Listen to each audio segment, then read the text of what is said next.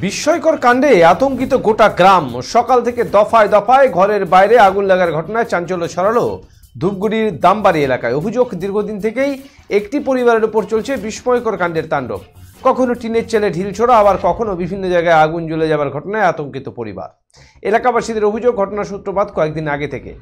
শুক্রবার সকালে ধূপগুড়ি ব্লকের বারোঘড়িয়া গ্রাম পঞ্চায়েতের দামবাড়ি এলাকায় বীরেন রায়ের পরিবারের লোকজন হঠাৎই দেখতে পান বাড়ির বাইরে খড়ের আগুন। সেই আগুন তড়িঘড়ি মাটি, বালি, জল ছিটিয়ে নেভানো সম্ভব হলেও হঠাৎই দেখা যায় খড়ের গাদায় আগুন। আগুন দেখে গ্রামবাসীরা ছুটে আসেন এবং আগুন নেভাতে শুরু করেন। এই আগুন নিভতে না নিভতেই আগুন ধরে বাড়ির একটি ঘরে। সেই ঘরে আগুন নেভাতেই আগুন ধরে বাড়ির উঠোনে। বীরেন রায়ের দাবি, অলৌকিক ঘটনা চোখে পড়ছে। কিভাবে আগুন লাগছে তারা বুঝতেই পারছেন না। আচমকা আগুন ধরছে, এটা এখন তদন্ত সাপেক্ষ বিষয়।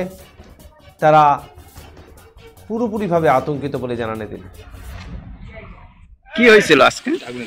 কি আসি আমি বাড়ি ঢুকিনু, নাতনি বউর সাথে কথা কওয়া পরে বাইর হনু, এই খোলান সাইকেলটা হাতন নিনু, নেওয়ার পরে নাতনি বউর সাথে কথা করতে করতে ফট করে চোখটা ওদিকে গেল, দেখা তো আগুন।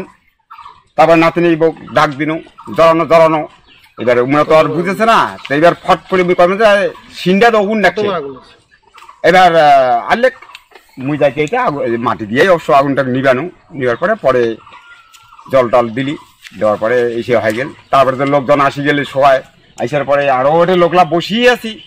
এবার ভিতরত নাকি গেল আগুন, ভাস্তারা দেখি ফেলাল।